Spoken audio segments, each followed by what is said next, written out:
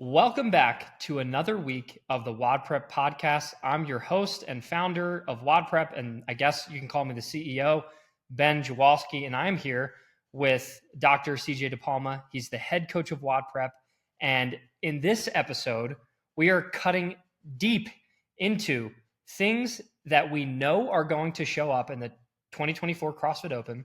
We're going to talk about some predictions of maybe potential new movements that we might see this year, and also some movements that haven't shown up in a while that we're pretty sure are going to show up, and also a prediction on which repeat workout we think is going to hit the board. And then the most important part comes at the end of the podcast when we are going to talk about what you can do about it now. There are things with a CrossFit Open only a few weeks away. There are still things that you can do today that will drastically improve your score on the leaderboard. So we're going to cover that and more in today's podcast. Let's get into it. Coach CJ, CrossFit Open 2024. It's coming soon. If you had to bet your house and your beautifully manicured lawn predicting which movements you know for sure are showing up in the Open, what would those movements be? Yeah, if I'm betting my house, there's only a few that I for sure are showing up. There's going to be a rower. There's going to be some double unders. There's probably going to be some toes to bar. And there is probably going to be some form of a burpee. And I know that's like a very low-hanging fruit and it doesn't really say much, but those are our four most stapled implements ever, right? Once the rower was introduced, it only left because of COVID and all of the restrictions and the adjustments they made there. I don't think it ever would have left. I think we would have seen it again. So I think we can always guarantee that those four are going to be there. Number one being a double under, without a doubt, 100% in some moderate to high capacity. Can you repeat that one more time for all the people who are ignoring double unders and doing single unders in every single workout and also registering for the CrossFit Open? What did you say about double unders? It's not even a question. A double unders will 100% be in the Open in volume, not just a little bit, right? They will either be there in a lot of smaller chunk, a lot of rounds, or a bigger chunk for less rounds. But it will be a measurable and impactful amount of reps. And it's always there. It never fails. And so Ben's going to follow up with saying that everyone should learn them. And I agree. I do understand that it is very challenging for a lot of people to learn double unders, but it is the lowest hanging fruit to move your score on the leaderboard or just improve your overall CrossFit capacity compared to anything else, because the only requisite that you need is to have a rope. Everyone can jump a little bit, right? And then in time, everyone can jump high enough to do a double under, okay?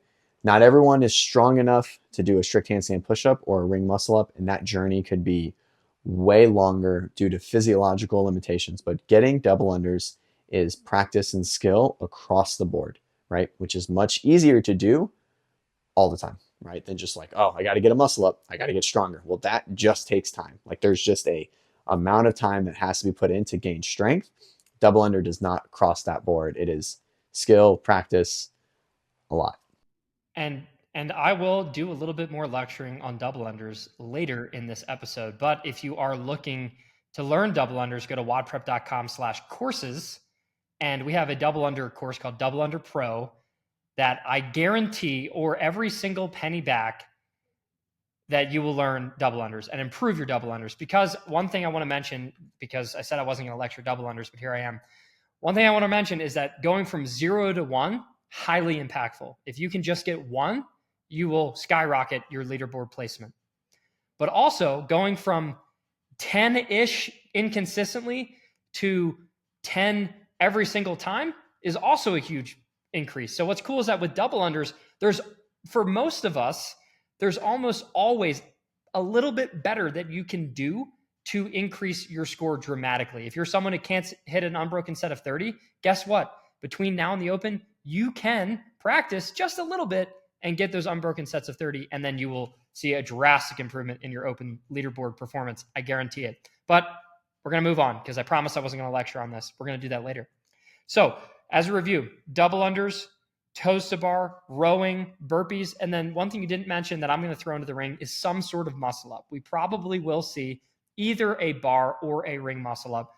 show it up in the open in some capacity. We don't know which one yet, but that segues perfectly into predictions.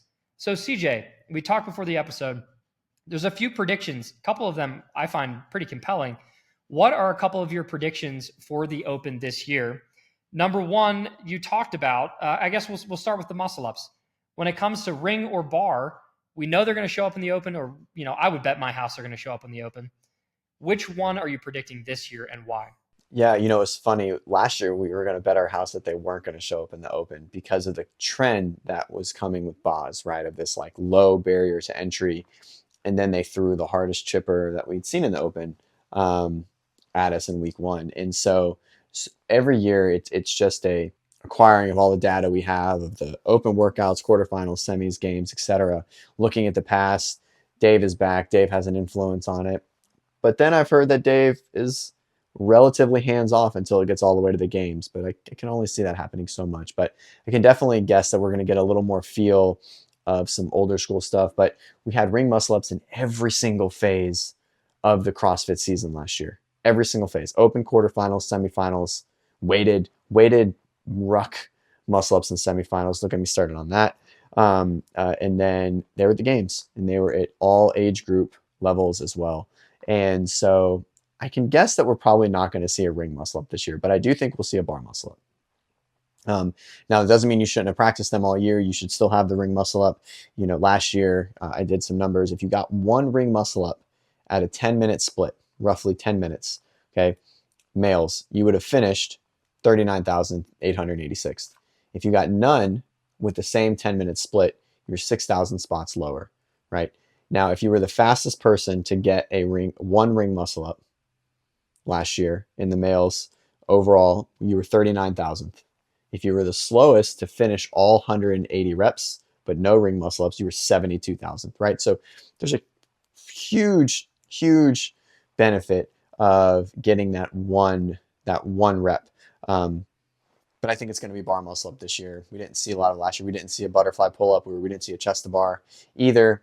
I know we saw a burpee pull up. I don't think that really counts as a pull up, though, to be honest. It's more of a aerobic jumping pattern thing. So, yeah, I think bar muscle up is what's going to be our movement this year. Okay, so we're predicting bar muscle ups, and we'll talk a little bit more about what you can do with that later in the podcast. Also, in your predictions, you mentioned chest to bar pull ups. What's going on there? Yeah, so the last chest to bar we had was, I think, probably the biggest flub open workout that's ever come through. It was 22.3, and it was basically some lighter thrusters, double unders, pull-ups, heavier thrusters, double unders, chest to bar, heavier thrusters, double under bar muscle ups. And I just don't think it hit the way that it was meant to hit. It was very easy for a lot of people at the highest level. There wasn't really any limiters. Yes, the heavier barbell was challenging, but overall, it didn't really have a workout feel, right? And so I can really see them bringing back, like a 19.5, which is like, I think which 19.5, I think is the 33, 27, 21, 15, 9 chest to bars and thrusters, or something like, 13.5, 3, 6, 9, 12 at 170 pounds, or 100 pounds, 70 pounds with chest to bars and thrusters within a 3-minute window. I can just see that. That's just so old school. And just like, man, when you see something like that, you're just like, oh, that's the CrossFit Open, right? That's like a Dave Castro special. So, okay, so we've talked about chest to bar pull ups showing up in the open. We've talked about bar muscle ups probably being the muscle up that shows up. Now, I want to talk about, and you've touched on it a little bit, CJ, what are your predictions for repeat workouts? Because when it comes to the CrossFit Open, a very common thing that they do is take a previous CrossFit Open workout and say, time for a retest. And we don't know whether it's going to come in the beginning or the end. But what's so cool about that, as mentioned in the previous episode, is that you can compare yourself across the years and see how much fitter you've become based on that same standardized test. So, CJ, probably going to be a repeat workout this year. Which workout do you think they are going to repeat? yeah, like I said, I would love to see an old school thruster pull up repeat. Um, I think that's like the most beautiful pairing in all of our sport. It is painful, it's challenging. It hits every aspect of aerobic and anaerobic ability and strength endurance, and all the aspects. But it's not super inclusive. They're really hard. People really struggle with it. So on that note, I think 23.3, which was wall walk, double unders, wall walk, or wall walk snatch, wall walk double unders, whatever it was. It's funny when you don't do an open workout, like you don't have the memory of it. I remember it being my favorite open workout of all time. It is everything possibly in my wheelhouse, and I loved it.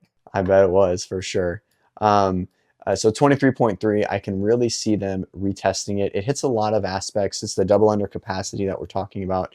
It keeps the wall walk in, so Boz doesn't lose his mind for not having a wall walk in an open that he was in charge of. It has a great build and progressive strength component to it with an increasing barbell load, an increasing gymnastics complexity load challenge with a strict handstand push-up.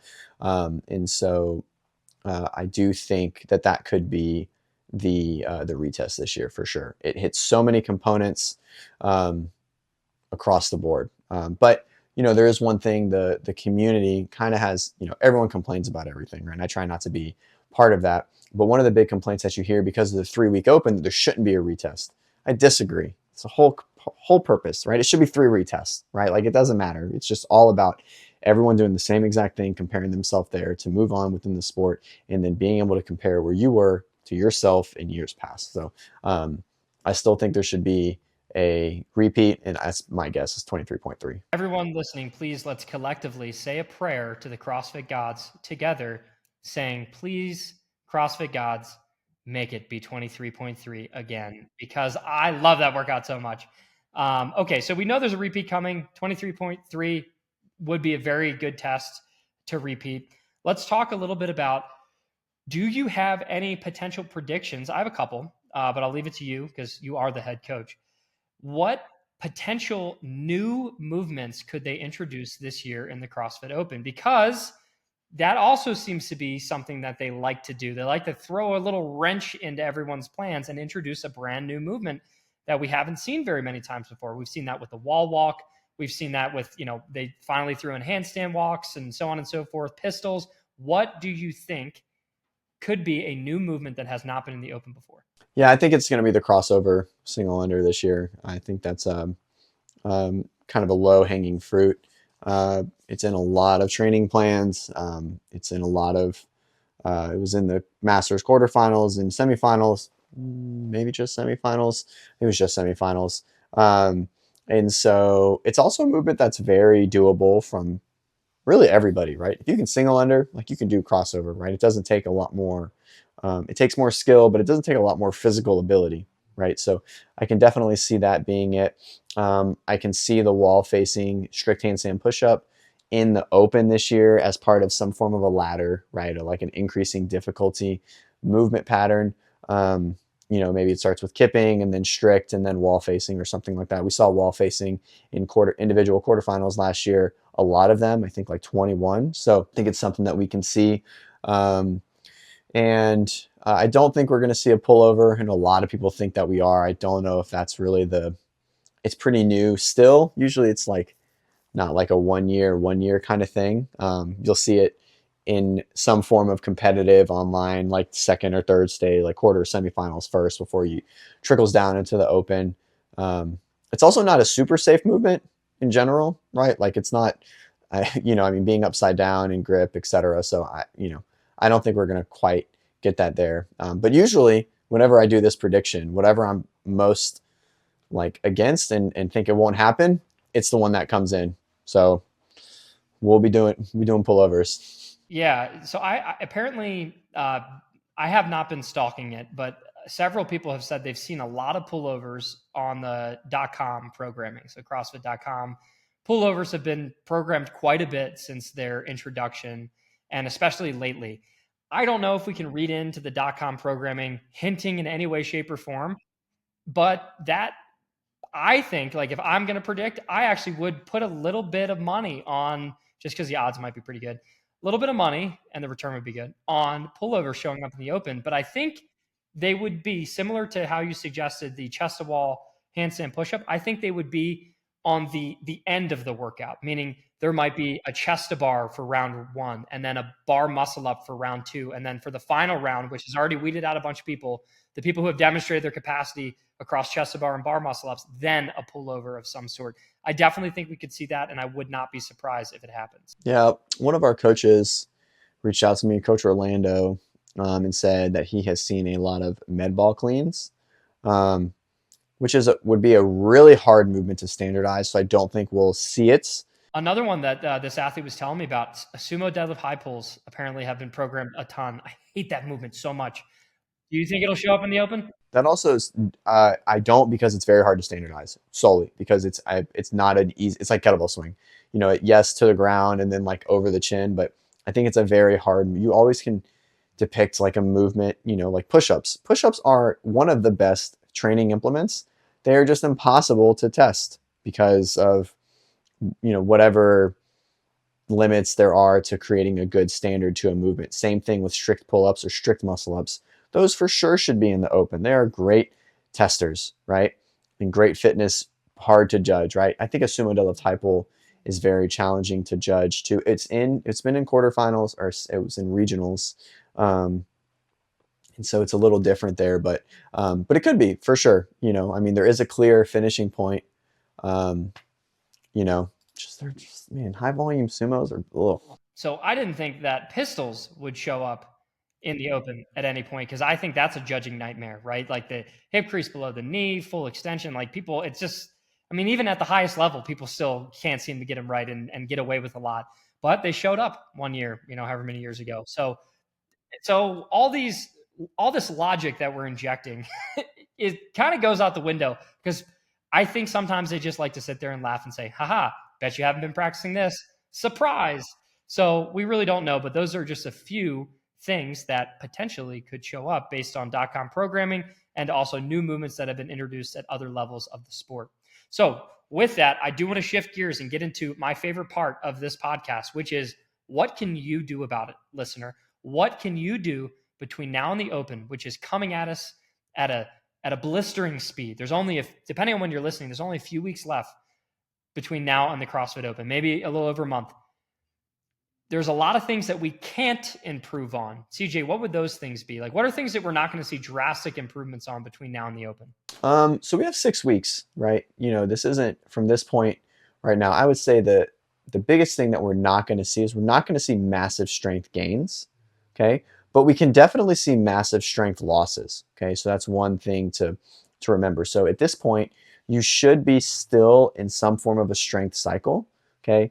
Leaning into a maintenance cycle within the next month. Okay. Meaning you shouldn't, you can be in a squat cycle now. And if the open is your time to peak, then you want to make sure you're coming off that squat cycle 2 weeks before that first week of the open. This can get very nuanced, Ben, so just stop me when you want me to, right? So this is we're going to talk specifically for athletes that are trying to have their best scores in this open and they're not looking forward to quarterfinals. Okay, so just to kind of paint this picture. You can still be working on a strength cycle, a lifting cycle, etc. But at some point soon, you should be starting to do these Olympic lifts or a thruster or maybe a deadlift under fatigue, right? So instead of starting your session with a lift, you should be ending your session with a lift, or taking a short break and putting yourself on a clock to get to a heavy lift, right? Working some complexes. And all you have to do is go back into the open. You can choose any of those complexes that we've seen, okay? We've seen a clean and jerk. We've seen a clean complex. We've seen a thruster. We've seen, I think there's one more. We've seen heavy snatches, 23.3, right? A 225 snatch at the end, So in the same workout, but not a separate score. Yeah. So it's some of your workouts should be leaning into that. Now, with that being said, all of your workouts shouldn't be doing that. All of your workouts shouldn't be old open testers either, right? You guys have to remember that expressing the appropriate amount of intensity, that open magic, right? That all of that adrenaline that comes out, that's a different kind of effort. And you can't recreate it. If you can recreate it once a week, you're doing a good job. But if you try and recreate it every day, that 100% effort is going to dwindle to like 80%. And that 80% is going to feel like 100%, but it's going to be trash. And that's because you're overworking working intensity, right? So be smart. Every session isn't an all out, but you should be doing something as an open feel about once, maybe twice a week if you're really used to this kind of stuff. And now when I mean that, I mean hitting workouts at 100% intensity, but you cannot do that every day. That will crush you. And I kind of got off topic. Now, what can you do to continue to get ready? You can definitely continue to work on gymnastic skills that you are close to having. Whatever your lowest hanging fruits are is the way to go. If you are working on a muscle up, but you can't do a strict pull up, I'd say probably turn your sights on another thing that's going to get you, double unders, maybe something like that, right? Or, continue working on burpee technique or something, or try to get your first pull up, right? So, set appropriate expectations as well when you're trying to define what you're going to do for the next 6 weeks. So on that, I want to really focus on something you mentioned, and you honed in on it, but I want to bring it back up and make it really clear is that CJ, you talked about lifting under fatigue. Most people listening, if you're going to a normal CrossFit gym, it kind of always seems to go, you lift and then you get really tired with some sort of Metcon. And that's just how a lot of people write CrossFit programming. That's how CrossFit HQ writes a lot of their programming. However, during the CrossFit Open, we very frequently have seen heavy barbell lifts, establish a 1RM for a specific complex or a lift on the back end of lots of fatigue. So that means your training should do a Metcon in some capacity, and then practice hitting a 1 rep max or establishing a heavy single for some sort of complex or some sort of lift. If you're not doing that, it could potentially be a huge gap in your training. And that's why I always suggest people follow intelligent programming, which we have here at WODprep programming, WODprep.com/train. If you're already in the programming, we're starting to pepper in these sorts of lifts, and we're going to continue to do that moving into the open. But if you're not doing that, if your programming that you're following isn't introducing heavy lifts, then it's time to switch. Time to come to WODprep. Get smart. All right. So now that my advertising is done, I want to talk. We said you're probably not going to get too much stronger. We also talked about how you need to set your sights on the right movements to learn. So if you don't have any strict pull-ups, you're probably not going to learn a ring muscle up or a bar muscle up more accurately between now and the open. Okay. What can we focus on between now and the open that's going to see the biggest return on our investment? Number one, we already mentioned it earlier, double unders. If you are inconsistent with double unders or you can't do any double unders, you need to be practicing 2 to 3 times per week, dedicated double under practice under fatigue, practice getting that first rep every single time. You need to practice double unders because that's going to give you a huge ROI in the open. Okay. And it kind of doesn't matter where you are. Unless you can hit 50 unbroken every single time, I would say there's room to improve with your double unders. Okay. Secondarily, identify a gymnastic movement that is your lowest hanging fruit.